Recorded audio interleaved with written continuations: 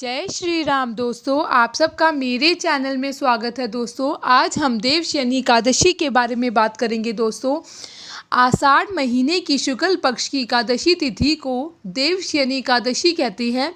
वैसे तो साल में कुल 24 एकादशी आती है, लेकिन इसमें देवशयनी एकादशी का विशेष महत्व बताया गया है।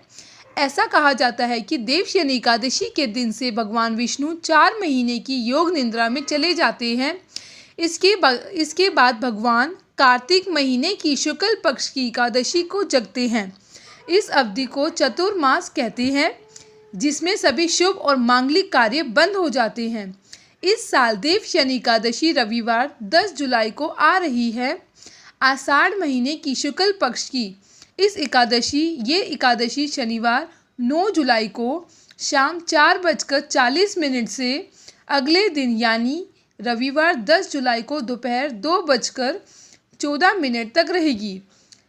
इसकी उदय तिथि के कारण देवशयनी एकादशी का व्रत 10 जुलाई को ही रखा जाएगा। माना जाता है कि देवशयनी एकादशी के दिन भगवान विष्णु योग निद्रा में चले जाते हैं। ऐसा माना जाता है कि 4 महीने के लिए सृष्टि का संचालन भगवान शिव ही करते हैं।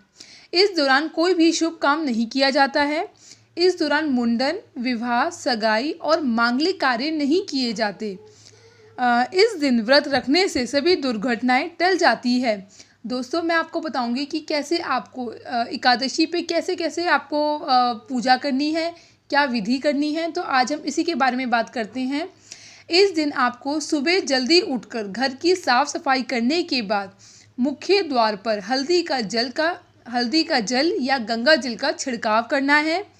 एकादशी के दिन प्रातःकाल सुबह जल्दी उठकर नहाने के बाद भगवान विष्णु की सोने, चांदी, पीतल या तांबे की मूर्ति को पीतांबर से सजाकर सफ़ेद वस्त्र से सजे तकिए और बिस्तर वाले एक छोटे से पलंग पर शयन कराना है।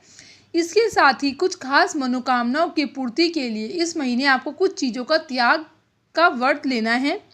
देवशयनी एकादशी पर दक्षिणावर्ती शंख में गंगाजल भरकर उससे भगवान विष्णु का अभिषेक करना है। उसके बाद भगवान को पीले फल या पीले रंग की मिठाई का भोग लगाना है। अगर आप धन लाभ चाहते हैं तो इस दिन आपको भगवान विष्णु के साथ माता लक्ष्मी की भी पूजा करनी है।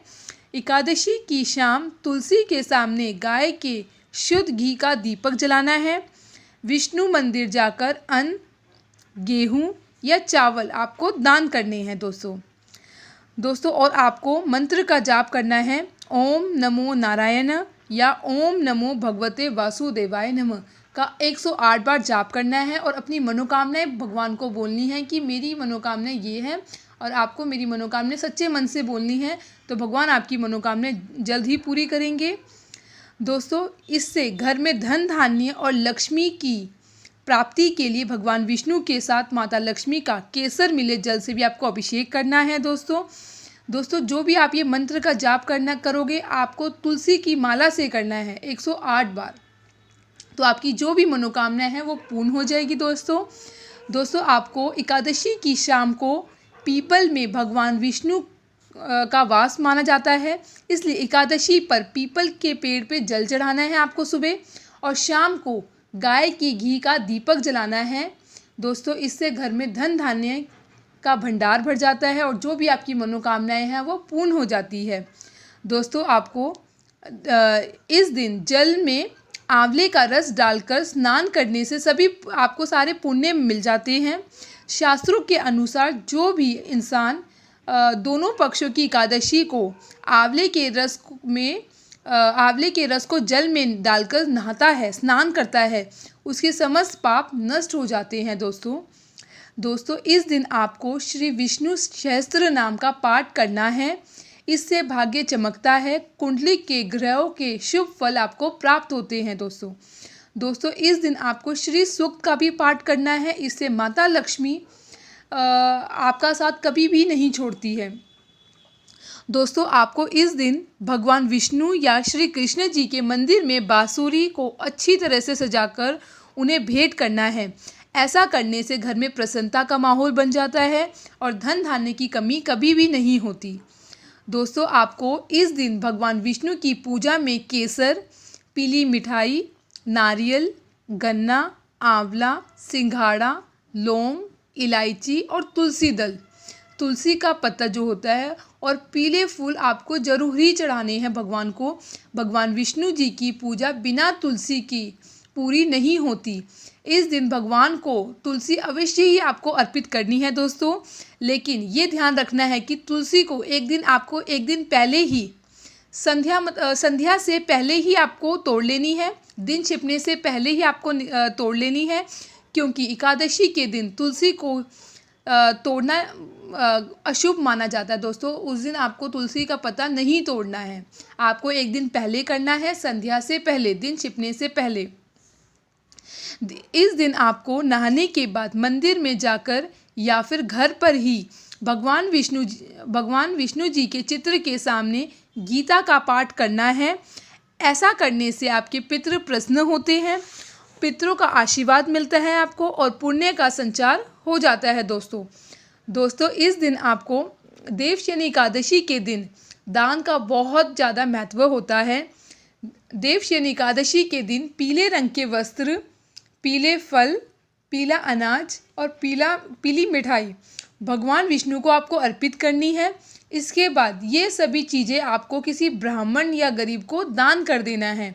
इस उपाय से भगवान विष्णु की कृपा आप पर बनी रहेगी और जो आपका कार्य है, जो भी आपको जिस कार्य में आपको सफलता चाहिए, आपको उस कार्य में सफलता जरूर मिलेगी दोस्तों आपको इस दिन 7 पीली कौड़ियाँ लेनी है और 7 हल्दी की गांठें लेनी है। इन दोनों को लेकर आपको पीले कपड़े में लपेटकर तिजोरी में रखना है। इस उपाय को करने से भगवान विष्णु के साथ माता लक्ष्मी की भी कृपा आप पर बनी रहेगी। धन संपत्ति की कोई भी कमी नहीं रहती है इस उपाय को करने से दोस्तों आपको इस दिन सुबह जल्दी उठकर विष्णु जी की पूजा में आपको 11 रुपये रखने हैं और पूजा के बाद उस रुपये को अपने धन की जगह पर रखना है। इससे घर में सुख समृद्धि की कोई भी कमी नहीं रहती दोस्तों आपको घर परिवार में जो नेगेटिव एनर्जी होती है उसको दूर करने के लिए आपको इस दिन इस एकादशी पर कपूर को लेना है और किसी भी मंदिर में आपको दान करना है। ऐसा करने से घर में सुख शांति बनी रहती है दोस्तों देवशयनी एकादशी पर इन सब उपायों को ज़रूर कीजिएगा दोस्तों। ये सब उपाय मेरे ग्रैनी के बताए हुए हैं दोस्तों, जिन्हें 80 साल का अनुभव है दोस्तों। उन्होंने ये सारे उपाय सारे एक्सपीरियंस कर रखे हैं दोस्तों इन सब उपायों को ज़रूर कीजिएगा, अपने लाइफ में चेंजेस ज़रूर लाइएगा।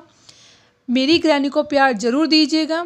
मेरे चैनल को लाइक, शेयर और सब्सक्राइब करना ना भूलें।